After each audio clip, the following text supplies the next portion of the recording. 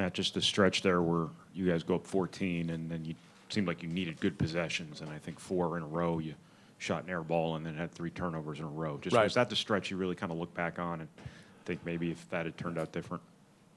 Well, obviously, you put yourself in a really good position, up 14 with 10 minutes to go. We had too many empty possessions, whether those were turnovers or tough shots. When we did get good shots, we just didn't finish. We had some open threes. We had the ball at the rim a handful of times.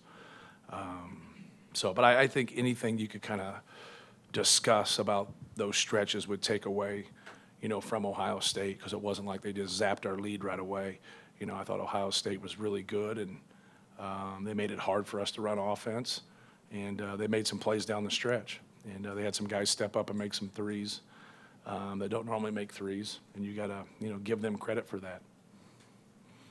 Matt, what was the play design on the last heave-in with 2.5 seconds? We wanted to get Carson on the run the best we can, and I'm not a big fan of throwing it to him at 80 feet and letting him take a half-court shot like everybody else in college basketball. And so I just don't like I'd rather do kind of a high-risk play. If you can complete it, at least you're by the rim. You're 10 to 15 feet away. So I wanted to get him the ball around 30, 40 feet, at least to have a dribble or two to get a quality pull-up shot. But if not, if he didn't think he could get it there, we wanted to try to get away from Keita BatesDiop because he was on the ball, and that was going to be difficult. So it's hard to throw that baseball pass and put it at the rim, but that's where it was supposed to go. But it's hard to do that when you have length on you. That's why people put someone on the ball. And it got off of it. I thought Isaac did a really good job of going to get the ball, and then just needed to make a post move. Just shoot a turnaround, make him block your shot, because the last thing they said out of the huddle was don't foul, and so he just would have stayed big. And but we got a shot. In those situations, those are high-risk plays. It just is. You're up against time. For us to be able to get a shot is what you want. Matt, you're only out-rebounded by 1 for the night, but 6 offensive rebounds for Ohio State, 8 second-chance points, I think, and then obviously Right.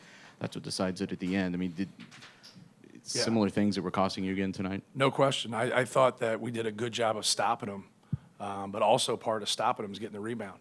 There at the end, we stopped them. They had 3 different cracks at it. They didn't score until the very end because we couldn't get a rebound. But that's part of basketball. A lot of times in those situations there, it's not the first shot that gets you, it's the second one. But we had to get that basketball. We touched 2 different people touched that basketball when they got it at the 16-second mark, and then they called the timeout. We had to get that one. We normally, if we can get those, we can close out games because we got good free throw shooters. But give them credit. They were around the basketball. They got both of them, and that was the difference. Matt, this is a little bit of an unfamiliar feeling here, but Isaac said after the game that the same things that got you beat in the Bahamas are the same things that got you beat today. Do you agree with that sentiment? Well, I thought, the rebounding piece of it was, we have to do a better job of rebounding across the board. But I thought our shot selection wasn't bad. I thought we uncharacteristically turned the ball over at times. And that when they were struggling to score, we helped them. And, we have to do a better job of taking care of the basketball and giving ourselves a chance. Even though we don't have a high number of turnovers, we still have some turnovers from people that don't normally turn the basketball over.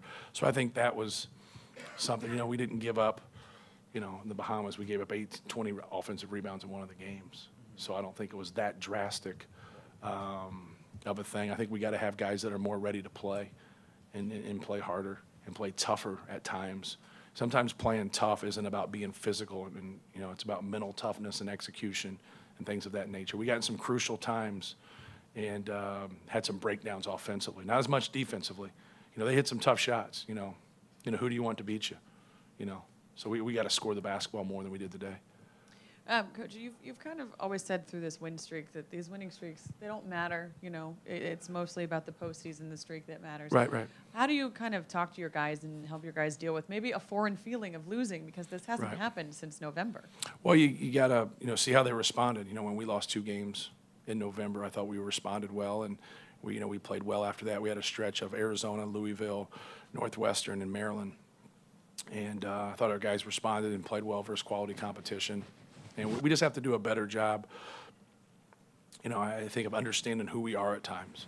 And we're not going to be the best rebounding team in the country, but we can be better than we are now. And then hopefully this can, help us with that. If this helps us, then so be it.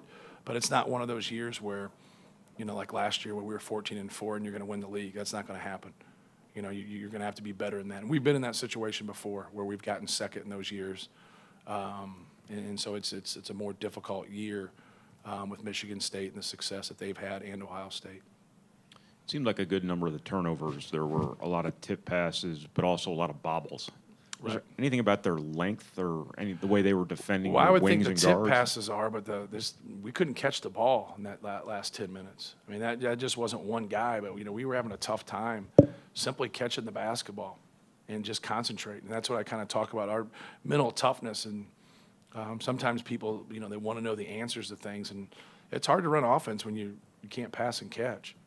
And we got some guys that are skilled. We got some guys that can dribble, pass, and catch, and shoot the basketball. I mean, we were struggling to run things and be efficient because guys were dropping the ball a lot. So the deflections and those things, I think those deflections, you got to give credit to Ohio State. But when you're just simply passing the ball back and forth and you can't catch it, I'd attribute that to concentration. Coach, back here on the riser, back here. Okay. From a Big Ten perspective, the race got a little tighter tonight. What is, I guess, the approach in these final stretch of games as the margin for error thins out a little bit? Yeah, you go into games whether you're 10-1 or 10-5 or, the same way. You really don't. And I understand when you look at it from your perspective or you look at it from a race standpoint, you have to go and play a heavyweight on Saturday against Michigan State. And so, you got to be able to box them out. You got to be able to guard them. You got to be able to keep them out of transition. So your focus goes to those things, not as much of saying, okay, now we've lost a game and we can't lose another one. It's not, you're not trading baseball cards. You got to be able to go out and compete and battle somebody. Matt, just your thoughts on the performance you guys did against BatesDiop. It seemed like he was forced into making Yeah. tough shots and just. Yeah, I'll live with that. Obviously, we got a guy on him 5 inches shorter than him. They're going to get a few things. I thought our help a couple times on the backside, our awareness was poor. I wouldn't have put that on Dakota. We didn't want him to catch the ball in the post, so we were going to knock it out, and our help was low. And, we've done it with Wagner. We've done it with different guys that have a size. We don't want them to get the pick and pops. So Keita BatesDiop not getting threes was something, we didn't want him to have everything. And so for him to get 18 points on 18 shots, we'll live with that. But he's a good player. He doesn't turn the ball over and he gets 11 rebounds. That's winning basketball. That's how you help your team. Coach, you take a look at the Rutgers game and then today. Are there any trends you see between those two that maybe alarm you? Well, we've had that happen. This was coming for a while. Our skill and our ability to make free throws and our experience have bailed us out. So we're up 10, points with a little bit under 3 against Rutgers, and they shoot a free throw. They miss the front end, and we don't box out and we foul them. And that kind of just starts it. Late in the game against Rutgers, when we did get stops, they got offensive rebounds. And so here tonight, we do some good things and we get stops, but we're up 14 points. You got to close that game out with 10 minutes to go. But we've had this before. We've had stretches where we allow people to come back into games, or they, obviously they earn it. Just depends on how you look at it. But then we've been able to close out games, which is a good quality to have as a team. But if you keep doing it, eventually they're going to get you. And tonight it got us. Thanks.